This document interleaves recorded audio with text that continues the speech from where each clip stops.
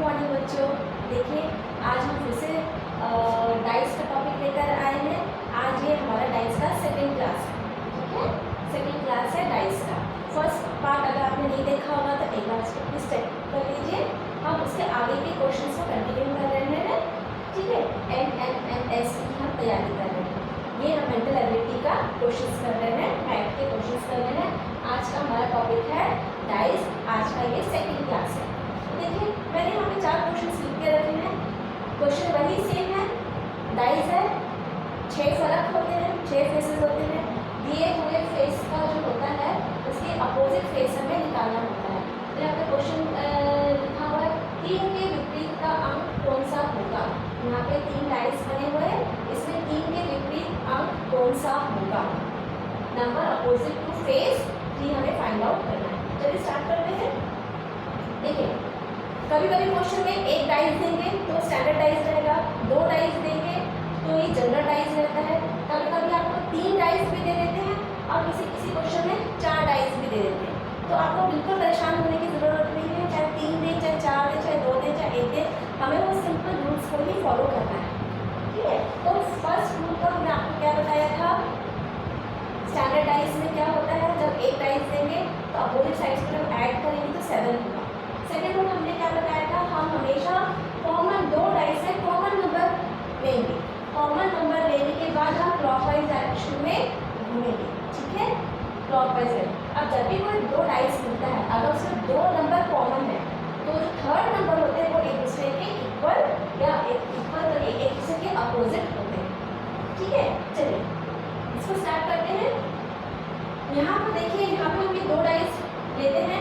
ये 2 डाइस इसलिए लेंगे क्योंकि यहाँ पर जो नंबर्स हैं, यहाँ पर सिर्फ एक ही नंबर कॉमन है, 3 और 3 कॉमन है, बाकी एक भी कोई भी नंबर कॉमन है, इसलिए हम इस डाइस से स्टार्ट करते हैं, है ना। तो यहाँ पे आप लिख लीजिए 3, फिर क्लॉकवाइज में घूमना शुरू करिए, हो गया 5, ये हो गया 1।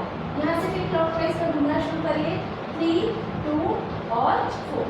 तो इससे हमको क्या दिखाई दे रहा है, 1 के अपोजिट में है 4, 5 के अपोजिट में है 2, तो 1 2 1 2 3 4 5, और जो नहीं दिखाई दे रहा है वो है आपका यहाँ पर 6। तो 3 के अपोजिट में क्या आ जाएगा, 6 आ जाएगा। अच्छा अब आप देखिए सेकेंड क्वेश्चन। सेकेंड क्वेश्चन में क्या है, हमें 2 के अपोजिट निकालना है, कौन सा नंबर आएगा, अंक आएगा। तो देखिए यहाँ पर हम कैसे लेते हैं, यहाँ देखिए इसे हम ये वाला लेते हैं, ये 2 4 6 और लेते हैं 4 3 5। ये 2 डाइस मैंने इसलिए लिया है क्योंकि इसमें सिर्फ 4 ही कॉमन नंबर है। तो चलिए 4 से स्टार्ट करते हैं। यहाँ पे लिखते हैं 4 6 2।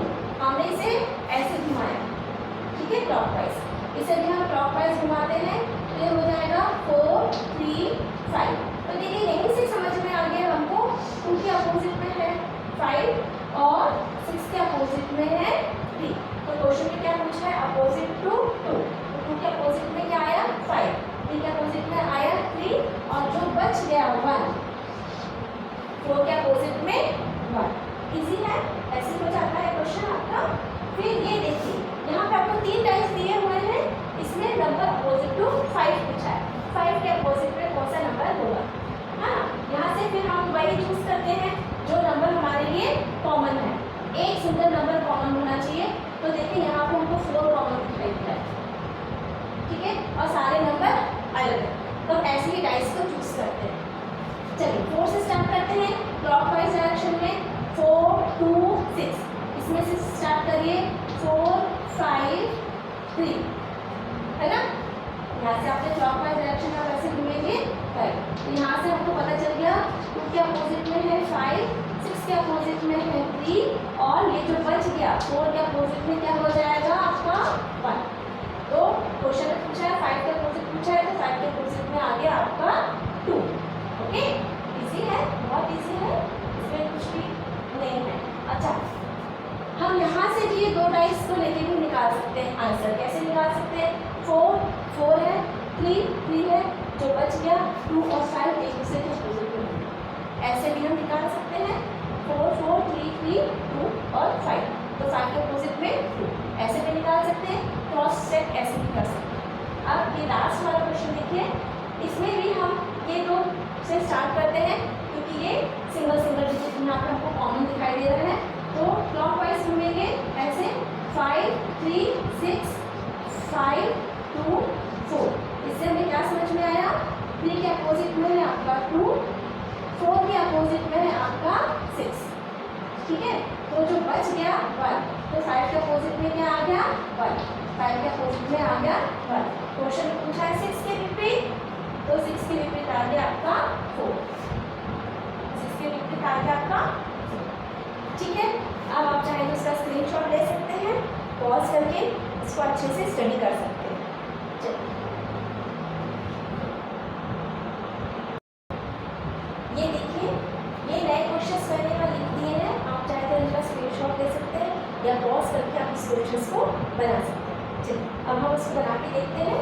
देखिए, डाइस का क्वेश्चन है, ज़रूरी नहीं है कि 1 2 3 4 5 6 लिखा हुआ ही आए, कभी कभी कलर्स के नाम भी लिख देते हैं। मैंने यहाँ कलर्स के नाम इंग्लिश में लिखे हैं, इंग्लिश हिंदी दोनों में इतना बच्चों को समझ में आता है। 8 के बच्चों को ब्लू है तो नीला है, ब्लैक है तो काला है, रेड है तो लाल है, ग्रीन है तो हरा है। ठीक है, इसलिए मैंने एक ही लैंग्वेज में लिखा है, 2 लैंग्वेज में मैंने नहीं लिखा है। आप देखिए, क्वेश्चन कैसे भी पूछ सकते हैं। पासा है तो बेसिकली पासा का ही क्वेश्चन है, काम हम वैसे ही करेंगे। चलिए इसको देखते हैं। अब हम देखते हैं ये दो पासा लेके चलते हैं। यहाँ पे देखिए, यहाँ पर रेड है, यहाँ भी रेड है, यहाँ ब्लैक है, यहाँ पे ब्लैक है। तो क्या बच गया आपका ग्रीन और ब्लू।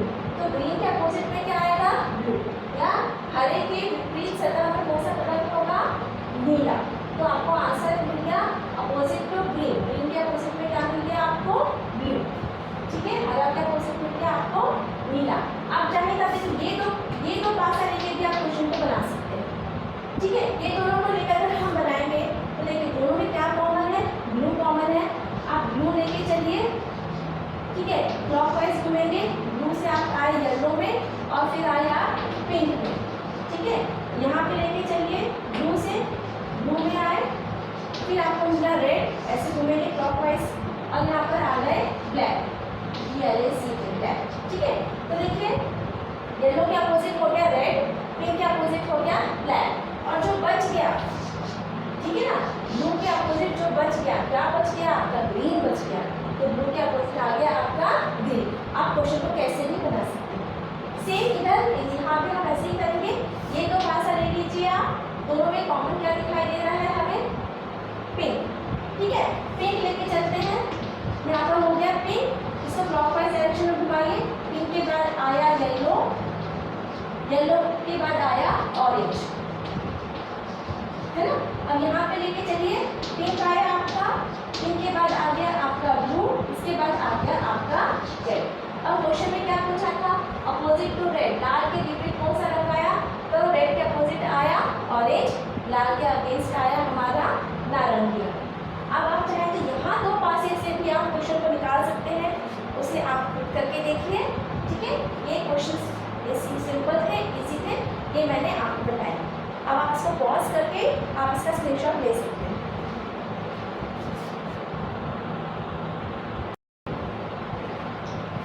ये नए क्वेश्चंस हमने लिखे हैं ब्लैक बोर्ड पर, आप वीडियो को पॉज करके इसका स्क्रीनशॉट ले सकते हैं या पॉज करके आप खुद से बना सकते हैं और फिर आप मेरे साथ बनाइए ये क्वेश्चन। ठीक है, तो क्या होगा, शायद स्क्रीनशॉट लेना। चलिए अब हम शुरू करते हैं। देखिए, ये जो जितने भी क्वेश्चंस मैंने कराए लिखा है बोर्ड पर, ये सारे क्वेश्चंस एग्जाम्स में आए हुए ही क्वेश्चंस हैं। यहाँ पे मैंने इस सत्र नहीं लिखा है क्योंकि इतना जगह नहीं था लिखने के लिए, लेकिन ये सारे क्वेश्चंस एग्जाम्स में आए हुए हैं, क्वेश्चन पेपर के ही सारे क्वेश्चन से प्रैक्टिस करा रहे हैं। अब इसके बाद हमें और समय मिलेगा तो और क्वेश्चन की प्रैक्टिस करेंगे, और ये एक बेसिक कॉन्सेप्ट आपका डाइस का कंप्लीट हो गया है यहाँ पर।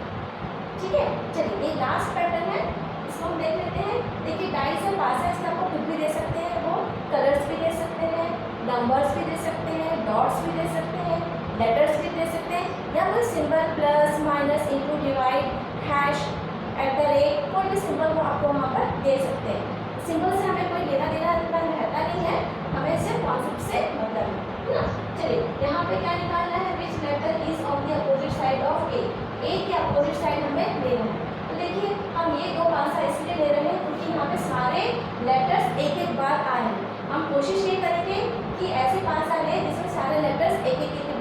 साइड और दोनों पासे में एक वेक्टर कॉमन होना चाहिए, एक नंबर या एक वेक्टर या एक कलर कॉमन होना चाहिए। ठीक है, तो इसमें हमने देखा यहाँ पर दोनों में क्या कॉमन है, डी कॉमन है। ठीक है, तो डी से क्लॉकवाइज घूमना शुरू करिए, तो आ गया डी ए बी। यहाँ से डी से क्लॉकवाइज घूमना शुरू करिए, तो आ गया डी ई एफ। तो हमें क्या चाहिए था, ए के विपरीत, तो ए के अपोजिट में क्या आया आपका, ए के अपोजिट में आ गया आपका, ये आपका आंसर है। ठीक है, अब देखिए ये वाला क्वेश्चन, इसमें डॉट्स बने हुए हैं, ये भी एग्जाम में आया हुआ ही क्वेश्चन है। हो सकता है कोई दूसरे मेथड से करे तो आंसर दूसरा आए, हो सकता है। ठीक है, मैंने बेस्ट अपनी तरफ से करने की कोशिश की है। ये देखिए यहाँ पर ये दो डाइस ले रहे हैं, यहाँ पर 3 है, यहाँ पर भी 3 है, यहाँ पर 2 है, यहाँ पर भी 2 है। इसका मतलब क्या हो गया, ये 4 है, 4 के अपोजिट में क्या आ गया, 1। 4 के अपोजिट में क्या आ गया, 1। ठीक है, अब पर हमें सॉरी 4 4 नहीं, यहाँ पे 3 3 तो कॉमन हो गया, 2 2 कॉमन हो गया आपका। ठीक है ना, 4 के अपोजिट में आया आपका 1। अब हम ये दो डाइस लेके करते हैं। ठीक है, ये दो डाइस लेके करते हैं, हमको ठीक है अपोजिट में चाहिए। तो यहाँ पे देखिए 4 4 2 2, दोनों में कॉमन मिल रहा है हमें, 4 4 2 2। ठीक है, तो यहाँ पे 4 है, यहाँ पे 4 है, यहाँ पे 2 है, यहाँ पे 2 है। इसका मतलब जो बच गया है ना, यहाँ पे 3 बच गया, 3 के अपोजिट में क्या आ गया आपका, 6 आ गया।